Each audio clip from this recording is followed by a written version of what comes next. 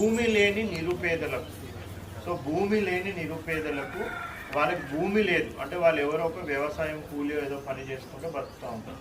So ఇటువంటి భూమి లేని నిరుపేదలకు ఆ భూమి అసైన్మెంట్ చేసినట్లయితే ఆ భూమిని సాగు చేసుకొని దాని ద్వారా వచ్చే ఆదాయంతో వాళ్ళ జీవనోపాధి గడుస్తుంది అన్న ఒక ఉద్దేశంతో ప్రభుత్వం ఒక సొంత భూమిని ఒక పేద రైతుకి ఎవరికొకరికి అసైన్మెంట్ అనేది చేయడం జరుగుతుంది. ఎవ్వరు కూడా అమ్మకాలు కొనుగోలు చేయొద్దు. మీకు దూరం కావద్దనేసి, మీకు ఇబ్బంది కావద్దనేసి ప్రభుత్వము అగ్రికల్చర్ భూముల ఖచ్చితంగా రిజిస్ట్రేషన్ చేసే పవర్ తహసీల్దార్కి ఇచ్చింది. మీరు సబ్ రిజిస్టర్ ఆఫీస్ కూడా పోవాల్సిన అవసరం లేదు. అప్పుడు ప్రభుత్వం ఏం చేస్తుందంటే ఆ అసైన్మెంట్ క్యాన్సిల్ చేసి మళ్ళీ ప్రభుత్వం కబ్జాలకు తీసేసుకుంటుంది. అది ప్రొసీజర్. సో అందుకని ఎప్పుడు కూడా అసైన్ భూములు అమ్మడం కానీ కుమ్మడం కానీ చెయ్యొద్దు. అది ఫస్ట్ పాయింట్. సెకండ్ థింగ్, అట్లా చాలా మంది అమ్మడం కొనడం ఇంతకుముందు జరిగినాయి. సో నా రిక్వెస్ట్ ఏంటంటే అట్లీస్ట్ ఇప్పటి నుంచి అన్నా కానీ ఒక ప్రొసీజర్ లాగా పెట్టుకో.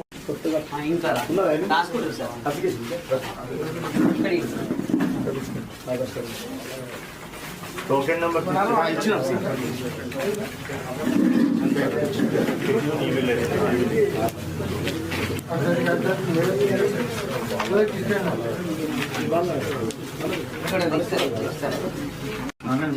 అంటే మీ సేవ చేయలేదు సార్.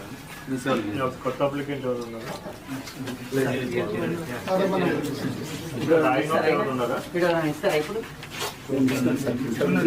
ఇప్పుడు ఏమైనా ఇచ్చే వాళ్ళు ఉన్నారా?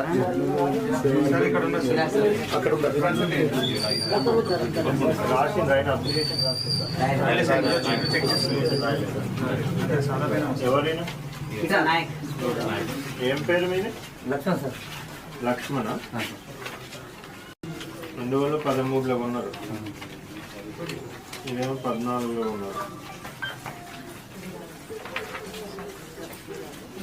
ఎందుకు సాదా పైన వాళ్ళు కొనుక్కున్న రిజిస్ట్రేషన్ ఎందుకు చేసుకోలేదు సార్? కొంత అయింది, పట్టా అయింది, ఒకటి ఎక్కడ అయింది, ఒకటి ఇందకి అలాగే కాలేదు. నలుగురు పడితే అందరూ చనిపోయింది. ఇవాళ అవసరం అనుకుంటే మేము తీసుకున్నాం సార్. సో అందరికీ నమస్కారం.